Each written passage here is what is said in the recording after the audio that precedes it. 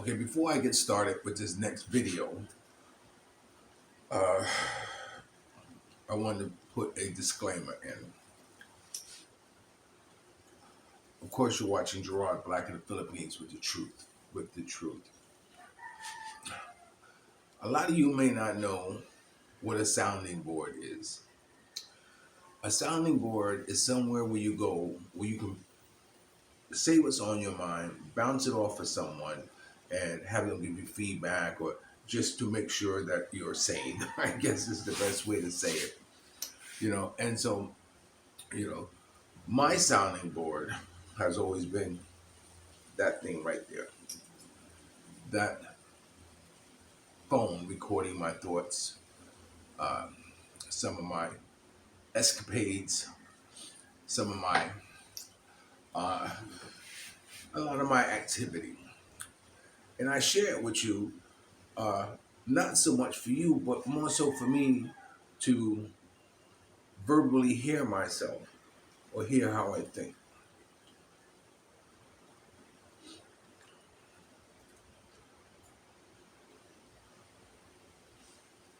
Now, I'm on the set of where I did Take My Wife, Please, which a lot of you enjoyed, appreciated, and enjoyed the honesty of what it was that I was speaking about or what we were going through. Because my goal was to give you uh, insight into dealing with someone from a different culture, uh, woman, uh, you know, and how we were dealing with things that are completely foreign. Uh, but a lot of people have taken offense to what we were talking about, and how we were hashing out a lot of our issues. A lot of you have appreciated more appreciation than anything else. But I'm not one taking the lumps. And it's unfair because, you know, I'm just kicking the truth, as I see it. You know, um, the other day, me and I were driving on the scooter, and she saw this girl who had this long, beautiful hair. And she tapped me on the back and said, "Look, she's got beautiful hair." I said, "Yes." I said, "She also got, look at that fat ass." And we both started laughing, because, because we have that kind of relationship. I don't know how many of you have that type of relationship with your significant other, but we have. And I've been grooming her to be able to accept the things about me. I remember Prince had this song. And in the song, there was lyrics. There was a line that says, "I didn't like the way you were, but I had to make you mine." Think about that. Think about that. Uh, the title of the song is "What's This Strange Relationship?" You think you know me well. I don't like winter, but I seem to get a kick out of making you cold. Oh, what the hell? You always surrender. What's this strange relationship? Baby, I can't stand to see you happy. More than that, I hate to see you sad. Baby, if you let me, I might do something rash. What's this strange relationship? Ship. Check out the song.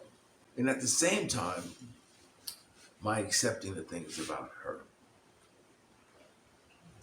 Now, I don't have any problem with anyone close to her, whether it be family or whatever, to come over to my house and, you know, uh, just come over my house, you know, and be loved, because that's what I would do.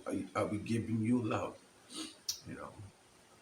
So the fact that we have talked about money, money, money, money, money, you know, money has always been the root of all evil when it comes to relationships, you know. And, my dealing with it, or we dealing with it, I open it up to you. There are a lot of foreigners out there who are getting involved in a Filipino woman, and granted, if you're one of those cats, man, who are who want to treat your Filipino girl as a second class citizen, and keep a dominant control over them, and just so be it. I was speaking to a foreigner yesterday. I said, how's the family? He says it's good. He says I'm feeding them every day, so I guess everything is fine, And I said, wow, what a way to look at it, because sometimes it can be that simplistic, you know. As long as you're providing for them, then that should be the only thing that counts, the only thing that matters, So you know, uh, um, you know, apparently, a few of my videos, I guess Mia is looking at, or some people looked at and comment on, has hurt her feelings. So she has asked me, not to talk so much about her, or if at all, in my videos. So I'm going to try to adhere to that, but I have to be honest with you. I don't know how I can stay, um, into that lane, because it's my life. It's my life, and I talk about my life. I talk about who I deal with in my life. I talk about the things going on in my life. I talk about some of the hurdles and obstacles that come up in my life. I'm not gonna, try to talk about, things that relate to other people as much, because it really don't matter to me, uh, what other people are going through. What matters to me is what happens in my life. And if my sharing about it with you, with a couple of stories here and there, then and it brings a little bit of satisfaction, to you for watching my videos, then I have accomplished my goal. So I want to say, before I start this video, I don't know when the next video on this topic, on some of the topics I touched on here, will happen, but I want to say that if I offended anyone, if I've hurt someone, if I give them the wrong impression or idea that I don't appreciate them, then I apologize.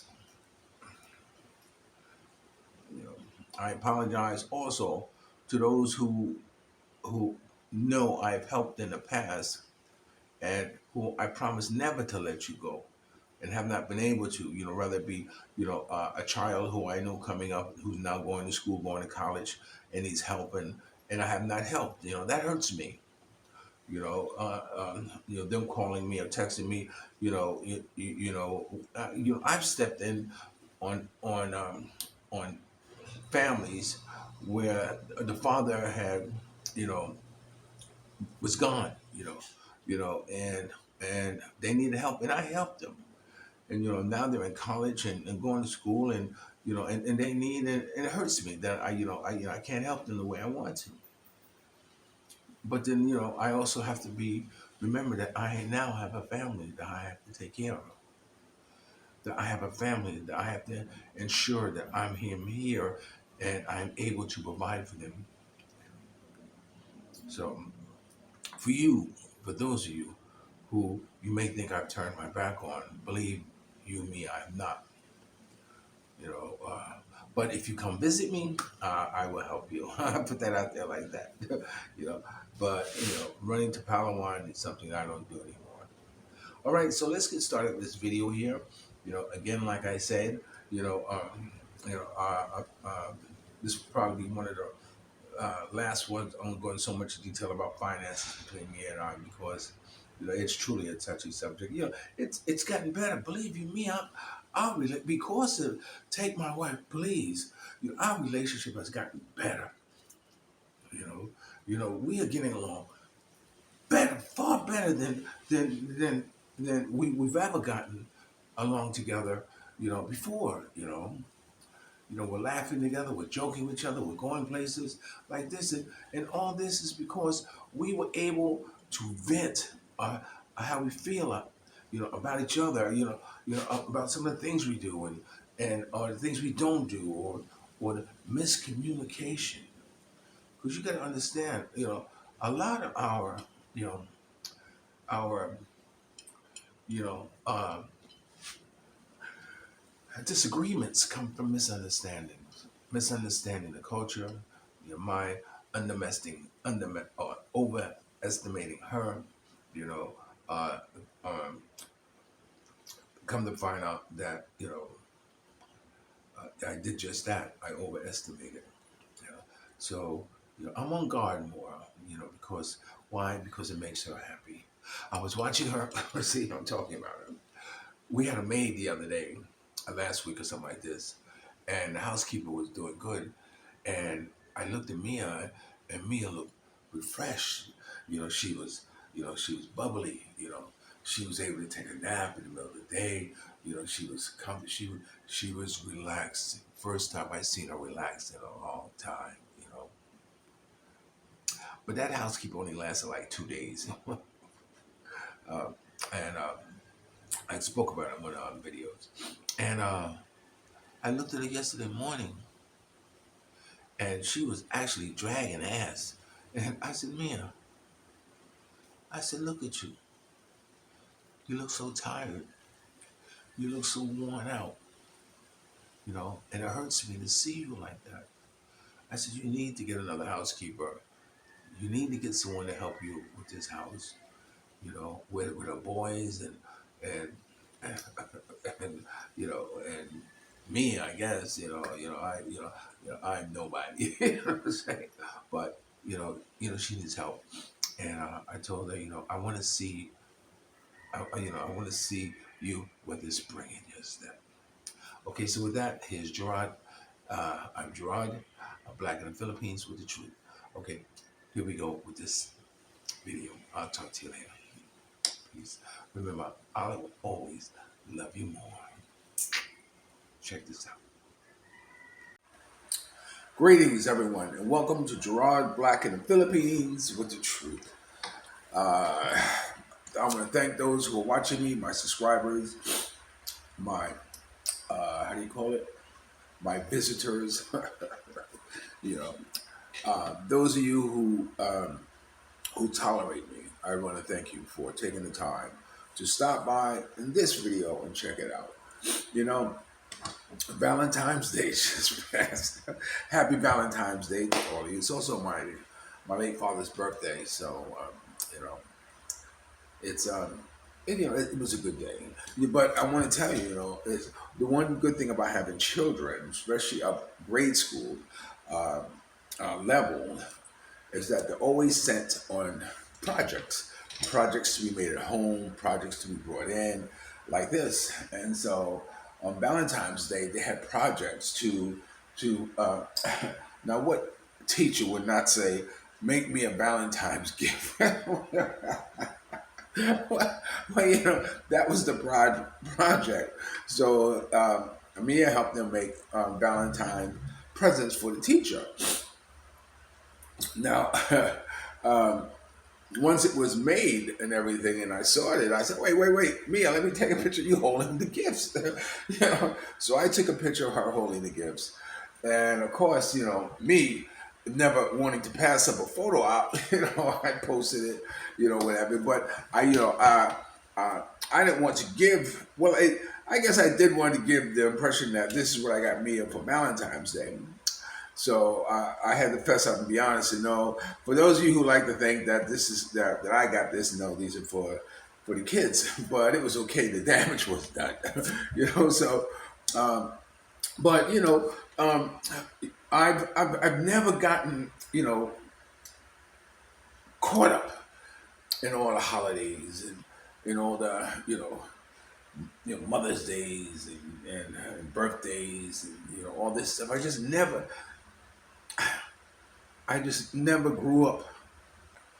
I never grew up in that type of environment, In fact, when I was doing my time, and I have two daughters, and knowing how the mother was grooming them to dislike me, you know, um, for I didn't want to have them feel pressured, to send me, birthday cards, or send me Father's Day card, or send me Christmas cards, or any type of thing, celebrating a certain day or what have you, because I knew, number one, it wasn't going to happen. I knew the mother was not going to sit down and say, "Send your Father's Day's coming, to call him," or something like that. So what I did to make it easy for them was to just tell them I was Muslim. And I told him that I was Muslim before he knew I was going. Later on, became one. But that's a different story. But to make it easier for them to grow up and not feel compelled, or that they had to do that for me. So it was just easier for them.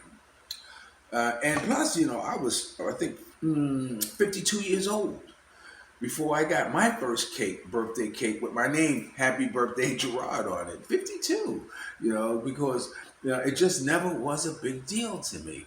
It was, there were times when I was coming up, my birthday would pass and I didn't even know, or there were times when it would come, I would just go somewhere. I had this favorite rock that I would sit in Central Park.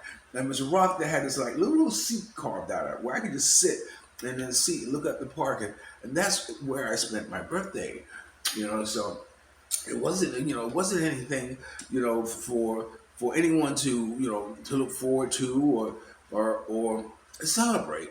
And later, when I told this story before, when I became 18 and I decided to go into the military, I found out and got my birth certificate.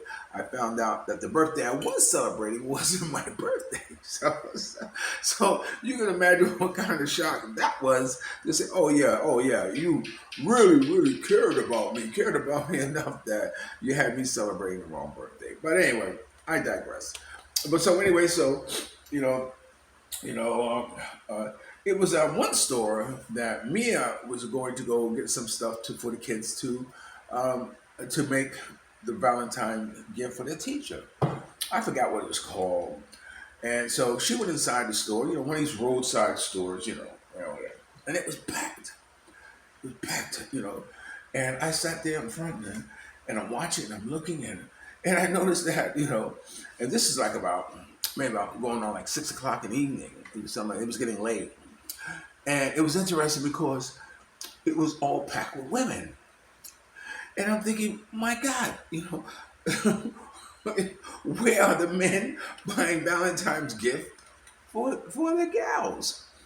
And and it occurred to me that it might have been women buying Valentine presents for themselves or something along those lines. And I thought, wow, it just struck me as odd. I didn't see not one guy going there and buy something for a Valentine's gift, or Valentine's, you know, something that represent Valentine's.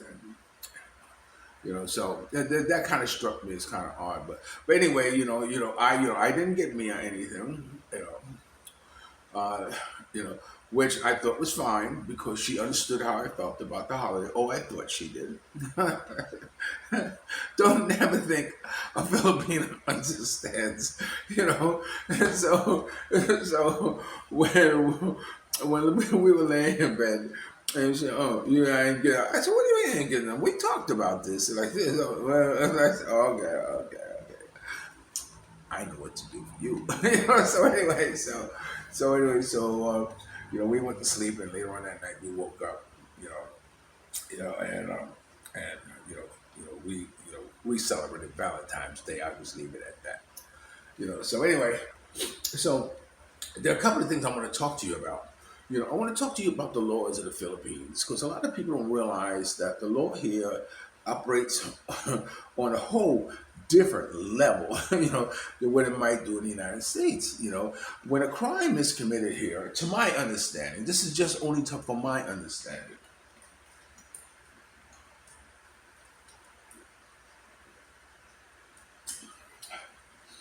To my understanding, that a crime isn't really prosecuted unless a file, a case is filed. Okay, so what I mean by that, like when the Dirt Day, or when they had against the drug wars and drug policies, like that, or if a family member or police or someone like that was killed, you know, or you know, people would step to the family and say, "Look, you don't file a case." They would actually tell them, "Don't file a case," because file a case, something is going to happen. So, with that being said, a lot of so-called crimes don't get prosecuted. No one is held responsibility for, or no one is pursued and apprehended, by the long arm of the law, as we call it in the United States. So it's actually up to the family member here if they wanted to press on with some type of case, you know. And the reason I say that, because a classic scenario just happened here in the Philippines about a couple of weeks ago. Without going into a lot of detail, because I don't know all of the details, and I don't want to peddle misinformation that that could have harmed someone or enraged someone, where they say, how can we have this on the internet if you don't know what the flock he's talking about. So anyway, so it was a case where this foreigner uh, uh, killed this Filipino for whatever reasons. There's some sketchiness about the type of guy both of them were. So, I can't go into much more detail than that, other than they both had their own sketchiness about them. So, not only did the foreigner kill him, he cut off his head, he wrapped him in in a blanket, in a plastic, and threw him out in the trash, like trash. So they know who did it. The cops ran them down right away, and they caught him. They got him. And of course, the family stepped forward and say, "No, we don't want to file a case." And it was. It's not to my surprise that they didn't want to file a case, but it's what they do here. So of course he did not get arrested. He was in jail. They let him go, and he walked out of jail and got on his moped, picked up his partner, which is to my understanding, she was a beautiful Filipino girl. And while they were driving, they boom boom, they shot and they killed both of them. You see, now that's the type of justice that is here in the Philippines. You know, they don't often the time depend on the police to handle their disputes. A lot of times they like to handle it themselves. So both of them were ended up being I'm not going to say assassinated, being killed, because it wasn't like an assassination. Adds it a lot more dignity to it. But I guess you could say it was assassination, because they plotted, they waited, and they killed him. Now, for those of you who might be a little squeamish, I'm going to show you a couple of pictures here, and I want you to give you a couple of seconds to decide if you want to see it. You're not going to be able to see it very clearly, but you can see it. Ready? So here they go. As you can see, he is shot on his scooter, and his girlfriend is shot here, who fallen off the scooter. So that is Filipino justice here. So that's why it really behooves you to be very careful about what you do, what you say, and how you talk to people. it still astounds me how how foreigners talk to Filipinos, you know. But to, you know, I'm sure it's no different than there are Filipinos and how they feel about foreigners. But be that as it may, I want to bring that case up to the light here. Since I'm not going to show this other photo, it's just too gross what happened because there's a lot of traffic accidents happening here. But this is what happened. But anyway, something else I wanted to talk about. I wanted to talk about, you know, there are some times in a relationship, which by the way, me and I have been getting away marvelously. Well, I can't say that. Whenever she wants me to go to the store, and the worst question I can ask is, do you have any change? What? You asked me for. I go on this whole diatribe about money and this, giving money, this, and change like this. And so I said, look, why can't you just say, no, there's no change? Because, see, in my mind, I'm thinking, this is how a lot of the miscommunication happens between us. Because I'm thinking that, I know how much money I gave her. I know how much money she could have spent. So how much money does she have on her? So let me give her some more money so she has money on her. You see, this is how I'm thinking. So this way, I don't want her ever not to be without money. I don't care about her allowance gone or whatever like that. I mean, that's what it's for it to go. But, I need to monitor money. That's my job as the head of the household. That's the job of every man in his household is to monitor the cash flow. Because you have to monitor the cash flow because if anything happens unexpectedly, just in case, you got to be prepared to handle it, Paul. Yeah, I can't expect her. If I have if I had something happen to the vehicle, or something happened to the dog, or God forbid something happened to a kid, or to me or to her, I can't expect to get the money from her. So so there has to be a reserve of money from somewhere. So I try to have, or you know, I'm having a reserve, and a reserve that I have to stay on top of. It's my national debt, my national reserves. That I have to always have to be prepared in case something comes up. Now, I know, I have a safety net, where if it gets to the point where if I need money, I don't have, I can always put, this in the pond. I can always put that in the pond, and I can get whatever I get for it, and I'm sure it'll hold me over till, till the end of the month or what have you. So my goal is to keep from putting this into the bond, number one, but also to make sure that she has money for whatever she needs around the house or what have you. So my asking her is any change left, if like that's when she says I need 500 pesos. So I said okay, so I don't have a 500 peso on me, so I give her 1,000. So I give her 1,000. Now I am foolish to think she's only going to spend 500. But if she goes over, it's fine. It's absolutely fine. It's absolutely fine. You know. But the point of the matter is that I don't want her to have nothing. I don't want her to have no less than whatever's in my mind that I wanted to always have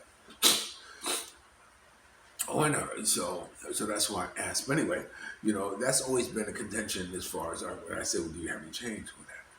But along those lines, we often plan to do things, and go to a party, go somewhere, to go some type of social events. And as much as I do know that Mino does not like social events, unless she knows everybody intimately, like her family, or something like that. But to go somewhere, excuse me. Uh, what time is it? Of course, it's that morning time, and I got the morning sniffles. You know. But if you're going to some place where there are strangers that you don't know, you know, she's very uncomfortable there. And me, on the other hand, I can get very social. I could, ooh, oh wow, what's your name? Just like the photo I posted about the guy, you know, who's best dressed. Those of you who aren't following me on my Facebook, you should. You know, that's Gerard, Gerard, McLeod, McLeod. So we went to this wedding, and it was this guy there, and he's dressed in this pink or peach suit with heels on. And I said, wow, he looks very sharp. It's a lady boy. I said, wow, he looks very sharp. And so immediately I tell Mia, come on. She said, what? Come, Mia, just come. You see, I don't want to take the time to explain to her what's going through my head, because if I rattle it off to her, she's not going to understand it, or she may not get all of it. I'm not going to say she doesn't understand it, but she may miss a few words. You know? So I have her come. I said, come here. I walked up to this guy. I said, hey man, you look very, very nice. Can I take a picture with you? He said, yeah. So I said, okay, Mia, take a picture of him and I. So she took a picture like this, and I got to the point where I checked the picture before I you know, uh, what did I call it? Dismiss everybody. Wait, look at the picture. Make sure the lighting's okay, so this way I can get a good picture of it. So, so we took the picture like this. But the point I'm trying to make is that, you know, I have no problem walking up to people and saying, "Hi, my name is Gerard. What's yours? Look, I really like how you look. You know, when you come over and have a drink with us, or come over and sit and chat with us." And you know, and Mia is not like that, and so it makes it very. Uh, uh, um, I'm not going to say not as enjoyable as I like it to be, because I like to move around and kind of socialize. But given the point that I'm in a different country, and oftentimes a lot of people don't speak English, you know, and saying or enough English to where that you can actually have a conversation, it kind of loses itself to walk around and socialize with everybody. But I know I feel that she can. You know, I feel that she can. Blah, blah, blah, blah, blah. Oh, Onyx, or Gerard, look, he is this, he's that. Oh, really? Oh, really? And I can ask questions through her, you know, as she tells me about, you know, the people she's talking to, the people she's meeting. But that's not happening. So, you know, so I know gatherings can make for very uncomfortable settings for her. You know, we just recently got invited to a party, and, you know, I don't drive at night. Now, the thing about going to parties is that knowing how Mia feels, you know, she might get along with some or talk to some of the girls or something like this, but most of the time she won't. You know, and me, you know, you know, how long can I sit there and not speak to anybody, you know, with any true depth of conversation, you know, before I'm saying to myself, damn, I'm gonna get the flock out of here. You know what I'm saying?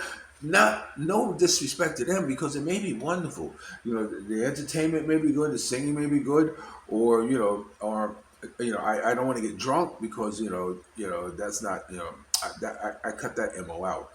You know, so anyway, you know, so you know, I only have a small tolerance for going to these gatherings and only staying for a short time and say, okay, I came, I saw, I went, like that type of thing. So, you know, it was interesting. You know, I had to have some documents done, and I was at the why not? And this is something for those of you who live in Dumaguete. If you don't know, if you want to have something fax, you know, go to Why Not.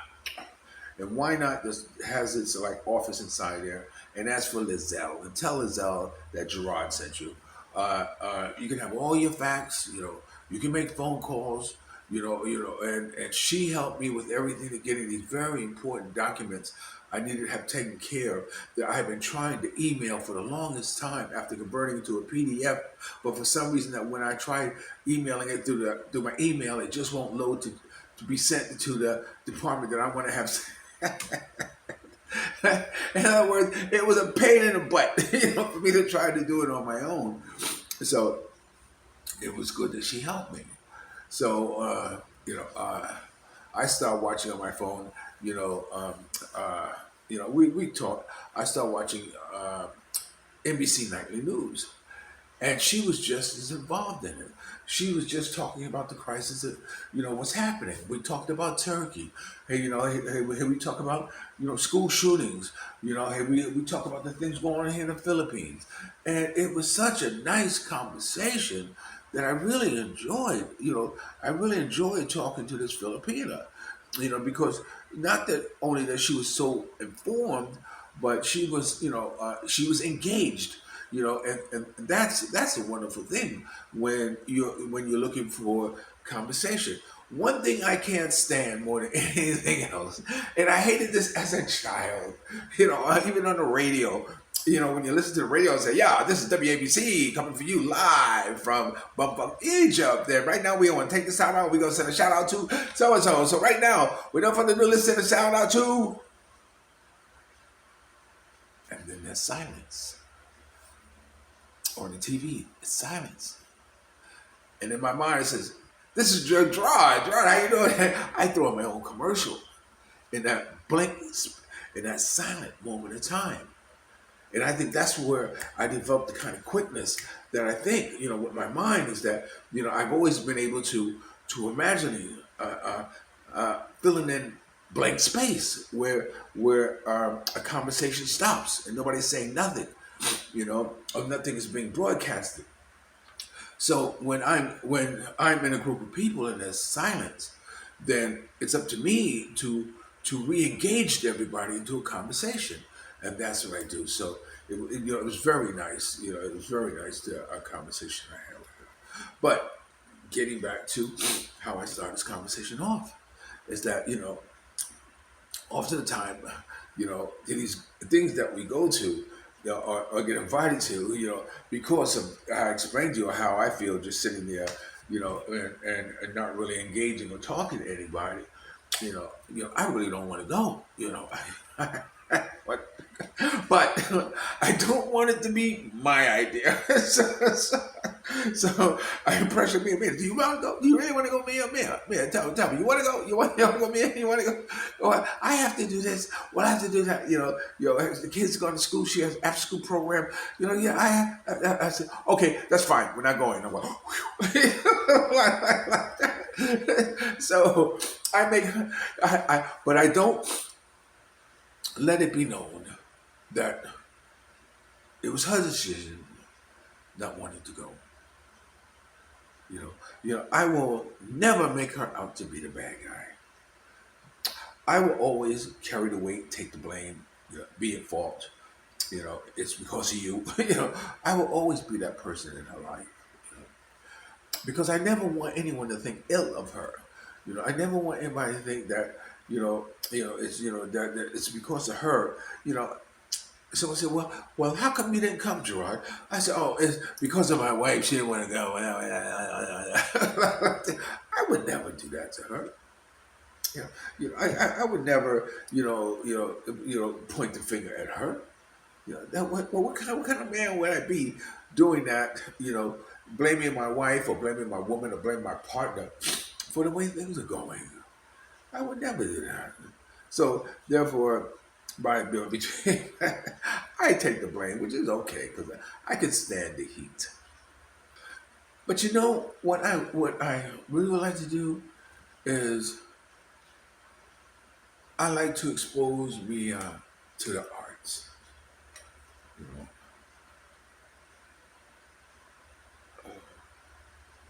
a ballet, a museum, an opera. Uh, try to stimulate or try to, you know, let her know about the finer things in life. Things that I like to do. You know, you know, I like to expose her to. You know, but I will. We will. We will. You know, I heard in Cebu they have, like an opera, but you got the first like movies. And one of those videos, please take my wife. You understand? I don't like movies. I don't like sitting there just like this. Yeah, well, okay, I understand. A lot of people don't like movies, but you know, it's easy. It's so easy to tell people what you don't like, what you don't want to do. That's the easiest thing in the world to do. You know, let's go there. Oh, I don't like to go there. Okay, well, let's do that. Oh, I don't like to do that. Oh, well, let's go see. Oh, I don't like who that person is. Okay, you told me all the things what you don't like. Now tell me what you do like. See, that's where the challenge comes in. That's a lot harder. That's hard to tell somebody what you do like to do. It's hard to tell someone where you like to go. It's hard to tell someone who you like to go visit. You see, it's easy to say no.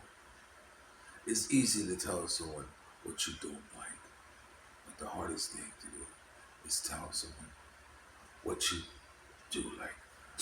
I'm going to tell this story, and I might have told it before, but, I was mentoring, I was with the NAACP in New York, which is the uh, uh, uh, National Association for the Advancement of Colored People. That's what the NAACP stands for. And I got a call from the president who said, Gerard, a grandmother just called me and asked me if I knew someone that would mentor her 16-year-old. So she said, would you mentor him? I said, sure. Now, at this time, I would go out on outings as a youth advisor, uh, you know, uh, on trips and all that stuff. And when we were on the bus and we're going, I gave everybody time. Okay, find the oldest person you could find, and I want you to ask them what they remember about the civil rights or how it was like them coming up during those days. And then on the way back, they would, we would have that conversation, and they would tell me what they learned. It's a beautiful, beautiful learning exercise. So anyway, so I went to meet the kid, and right away, I looked on his arms, and he had where he had drawn tattoos on his arms and all that stuff. So I said, "Oh my lord." Ooh, mate. I can tell that his mind was kind of going toward that way. So I forgot his name. So I said, "Okay, come on." So I asked him, what do you like? He said, "You don't know." I said, well, "What do you like to do?" He said, "You don't know." So I said, "Do you like sports?" He said, "Yeah." I said, "Okay, who's your favorite sports player?" He said, "Michael Vick." Michael Vick, I think, he played for the Vikings, a quarterback or something like that. Now, I said, "Why? You like Michael Vick?" He says, "Well, because, you know, uh, uh, he went to jail." I said, in my mind, I went, "Doo!" I said, "Oh, you like him because he's in jail? Because he went to jail?" He said, "Yeah." So I said, "Okay." My thing is spinning a negative into a positive. I'm very good for that because that's my mission in life. So anyway, so I said, "Okay." So I brought him over to my house. I said, "You know what we're gonna do? Since Michael Vick is your favorite football player, we're gonna start a Michael Vick fan club on Long Island, and you are going to be the president of it, and you are going to make this website about the Michael Vick fan club, so that when he does get out of jail, your goal is to have him come here to Long Island and meet you, which is not outside the realm of possibilities that happens every day." So I said, "The first thing you got to do is know about Michael Vick." So I had a big screen TV, and I pulled up the information. I said, "Okay, well, read what his stats are." And that's when it hit me that this 16-year-old could not read. He could not read at all. Or we're building a website, he couldn't fill out nothing. So I said, wow. I'm thinking this is going to be tougher than I thought it was going to be. So anyway, so I said, okay, I know what to do. I said, okay, come with me. So, because we're still trying to find out about what it is that he wants to do in life. You see, because he doesn't know what he want to be, what he want to do, what he want to do when he grow up. He doesn't know. So anyway, so it I drove to a fire department. I drove to a fire department. So I said, Commander, I'm a youth advisor for this young man here. Can you tell him what a fireman does here? Can you tell him what it is that you guys do? He said, sure. So at that time, there was an off-duty police officer who was volunteering there, and there was one of the firemen who were there. So they took him in the back with this huge, big ambulance, fire truck, have him go up the pole, slide down the pole, put on the boots, put on the fireman, fire resistant stuff, and ring the bell, and inside the seat, getting the feel of the steering wheel, climbing the hook and ladder, playing with the tools and all that stuff.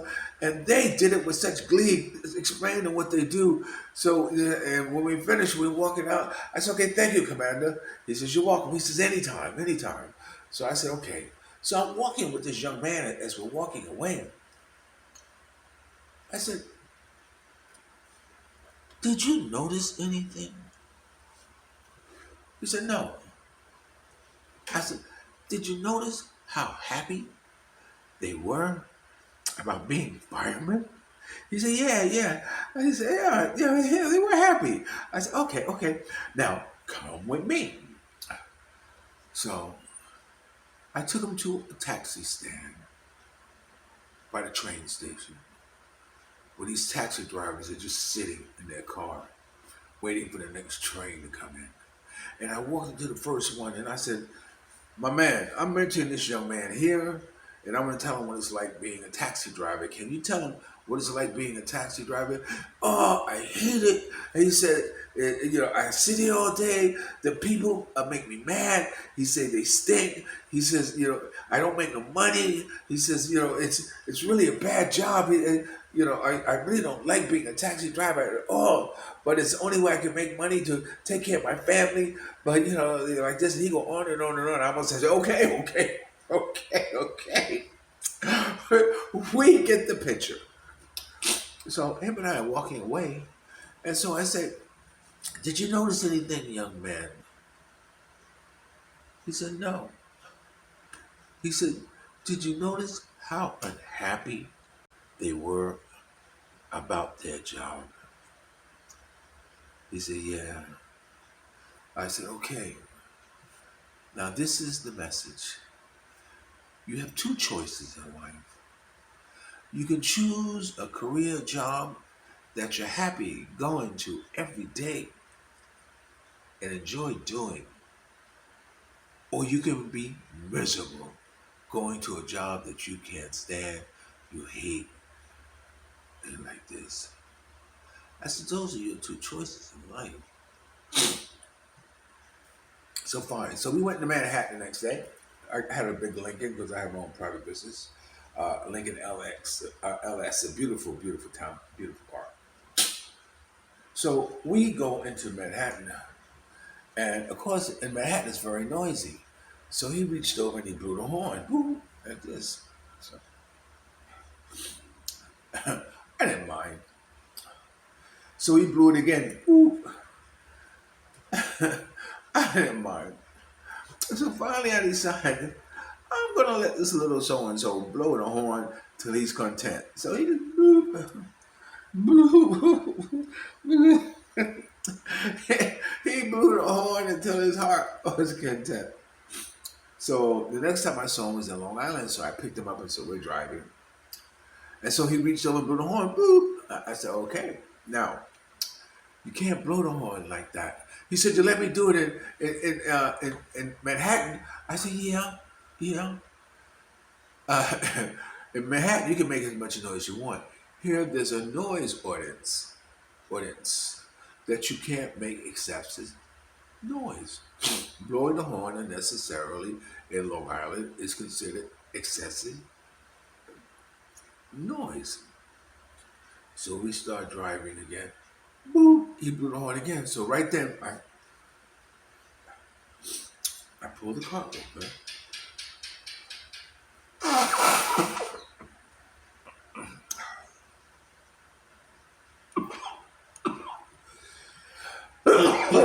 I also have the fan on my back. I pulled the car over and I said to him, do you know what you just told me when I asked you not to blow the horn and you blew it anyway? He said, no. I said, you just told me that I don't care what the flock you say, I'm gonna do what the flock I want, and I don't give a flock about you. And he was like,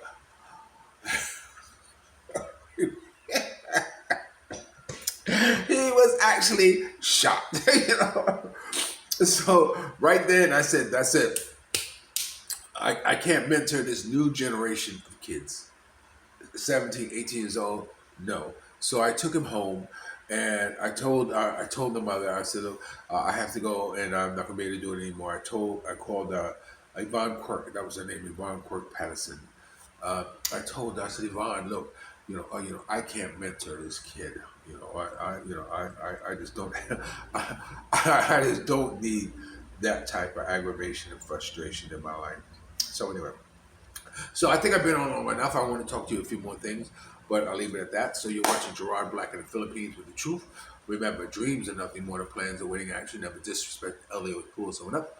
And sometimes you're the only one to see your vision. And the best revenge in life is to live good. I'm living good today. I hope you are too. And Filipino P, if those of you who know her, I sent the message for her, hoping that she would join me on my show or I join her on hers. And hopefully that will come to fruition. And if you're lucky enough to have a woman like Ali Woodson, former lead singer of Temptation One song, treat her like a lady. And lady, if you're lucky enough to have a good man like me, make her feel like a king. And I'll always love you more. Okay, I'll talk to you later.